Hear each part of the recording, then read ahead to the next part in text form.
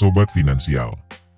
Di tengah kabar gembira soal harga pangan yang katanya aman menjelang Lebaran, tiba-tiba muncul pernyataan menarik dari Presiden Prabowo. Beliau bilang, harga saham boleh saja naik turun, yang penting pangan aman. Kok bisa begitu?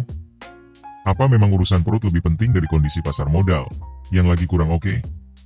Ini nih yang bikin kita penasaran, apa sebenarnya maksud dibalik pernyataan ini, dan apa dampaknya buat kita semua, yang mungkin tidak terlalu paham soal seluk-beluk investasi saham. Jadi intinya, Pak Presiden menekankan kalau urusan perut, alias ketersediaan pangan adalah nomor satu. Beliau bilang, ya sudah kalau harga saham mau naik atau turun, yang penting masyarakat bisa makan dengan tenang. Pernyataan ini tentu saja memunculkan pertanyaan, apakah memang sesederhana itu? Apakah kondisi pasar saham yang lagi kurang baik ini, tidak punya dampak apa-apa buat kita semua, termasuk yang mungkin tidak punya investasi di sana? Nah, disinilah letak menariknya untuk kita bahas lebih lanjut. Tapi, tunggu dulu. Di balik pernyataan Presiden soal fokus ke pangan, ada satu hal yang menarik untuk diperhatikan. Pernyataan itu muncul, justru ketika kondisi pasar saham kita lagi kurang menggembirakan. Bahkan, harga saham bank-bank besar, yang biasanya stabil, ikut-ikutan turun. Ini tentu menimbulkan pertanyaan, apakah ada hubungannya antara kondisi pasar saham yang lagi kurang baik, dengan prioritas pemerintah terhadap ketahanan pangan? Atau, apakah ini hanya kebetulan semata? Nah, kalau kita coba pikirkan lebih dalam, pernyataan Presiden ini seolah-olah memberikan lampu hijau, kalau penurunan indeks harga saham gabungan atau IHSG itu, tidak masalah. Asalkan kebutuhan pangan masyarakat tetap terpenuhi. Mungkin bagi sebagian orang, yang tidak berkecimpung di dunia saham, ini terdengar masuk akal. Tapi, apakah memang sesederhana itu? Apakah kita bisa benar-benar mengabaikan kondisi pasar saham, hanya karena urusan perut dianggap lebih penting? Ini yang perlu kita bedah lebih lanjut, karena bisa jadi ada dampak yang lebih luas, dari sekadar naik turunnya angka di layar bursa. Mungkin ada yang berpikir, turunnya harga saham kan urusan orang kaya yang punya saham, gak ada hubungannya sama kita-kita, yang penting bisa makan. Tapi, jangan salah sangka dulu. Meskipun mungkin kita tidak langsung merasakan kerugian, karena tidak punya saham, ternyata penurunan IHSG ini bisa punya efek domino, yang tidak terduga, bahkan sampai ke stabilitas ekonomi negara secara keseluruhan. Salah satu efek yang cukup signifikan dari turunnya IHSG adalah, adanya aksi jual saham besar-besaran oleh investor asing. Aksi jual ini bukan cuma bikin harga saham makin merosot, tapi juga memicu yang namanya pelarian modal, atau capital outflow. Artinya, para investor asing ini menarik uang mereka dari Indonesia, dan memindahkannya ke luar negeri. Ini bisa bikin nilai tukar rupiah kita jadi melemah, terhadap mata uang asing, terutama dolar Amerika. Ketika permintaan dolar makin tinggi karena banyak investor asing yang menarik modalnya, harga dolar tentu akan naik. Nah, kalau harga dolar naik, otomatis nilai tukar rupiah kita jadi melemah. Efeknya bisa langsung kita rasakan. Harga barang-barang impor, termasuk bahan baku untuk industri, bisa jadi lebih mahal. Ujung-ujungnya, ini bisa mempengaruhi daya beli kita sebagai masyarakat biasa. Harga-harga kebutuhan pokok yang tadinya stabil, bisa saja ikut terkerek naik, karena pelemahan rupiah. Jadi, meski tidak punya saham, kita tetap bisa kena imbasnya kan?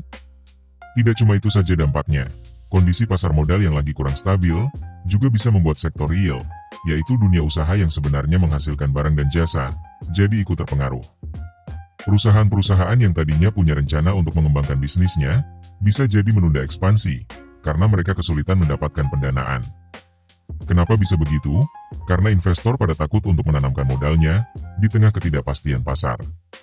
Kalau perusahaan menunda ekspansi, dampaknya bisa kemana-mana, mulai dari potensi penciptaan lapangan kerja yang jadi terhambat, sampai risiko terjadinya pemutusan hubungan kerja atau PHK, kalau kondisi terus memburuk. Jadi, paham kan? Kalau ini bukan cuma urusan para investor, di pasar saham saja.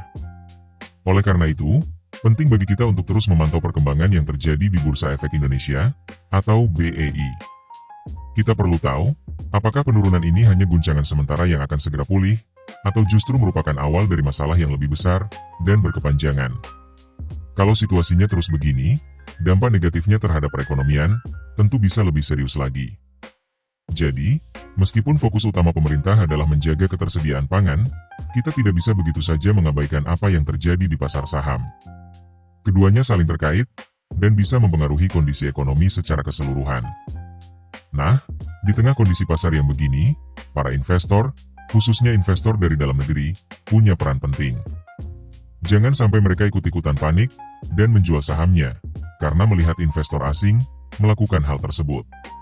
Penting untuk mencermati tren pasar secara mandiri, melakukan analisis yang cermat, dan mengambil keputusan investasi berdasarkan pertimbangan yang matang, bukan hanya ikut-ikutan tren sesaat.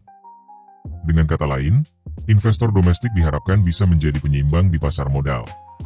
Untungnya, Bursa Efek Indonesia atau BEI tidak tinggal diam melihat kondisi ini. Mereka sudah mengambil langkah antisipasi, salah satunya dengan memperbolehkan perusahaan-perusahaan yang sahamnya tercatat di bursa, yang biasa disebut emiten, untuk membeli kembali saham mereka sendiri, atau yang dikenal dengan istilah buyback. Aturan ini bahkan dipermudah, jadi, emiten tidak perlu lagi repot-repot meminta persetujuan dari Rapat Umum Pemegang Saham, atau RUPS. Tujuannya jelas, supaya emiten bisa segera melakukan buyback, dan menahan penurunan harga saham yang terlalu dalam, sehingga diharapkan, mereka bisa menjaga stabilitas pasar modal secara keseluruhan. Selain langkah dari BEI, pemerintah juga punya peran krusial dalam menjaga kepercayaan para investor.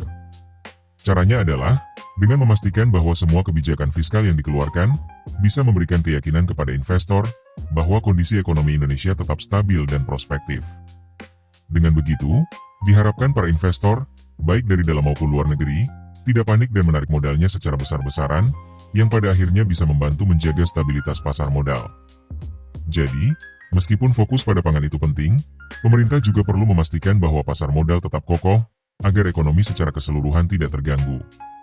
Pada akhirnya, bisa kita simpulkan, meskipun pernyataan Presiden Prabowo soal prioritas pangan itu ada benarnya, kita tidak bisa menyepelekan kondisi pasar saham yang lagi kurang baik. Memang perut kenyang itu penting, tapi kesehatan ekonomi secara keseluruhan juga tidak kalah krusial. Penurunan IHSG, apalagi kalau sampai memicu pelarian modal asing, bisa berdampak ke nilai tukar rupiah, dan akhirnya ke daya beli kita semua. Sektor real juga bisa ikut terpengaruh, yang berpotensi menghambat pertumbuhan ekonomi, bahkan meningkatkan risiko PHK. Untungnya, BEI sudah bergerak cepat, dengan kebijakan buyback. Terakhir, pemerintah juga perlu memastikan kebijakan fiskalnya, bisa menjaga kepercayaan investor. Intinya, pangan aman dan pasar saham yang stabil, keduanya sama-sama penting, untuk kesejahteraan kita bersama. Sobat Finansial, jika konten ini bermanfaat, jangan lupa untuk like, share, dan subscribe, agar sobat tidak ketinggalan informasi menarik seputar finansial dan investasi lainnya. Yuk, mari kita membangun masa depan finansial yang cerah.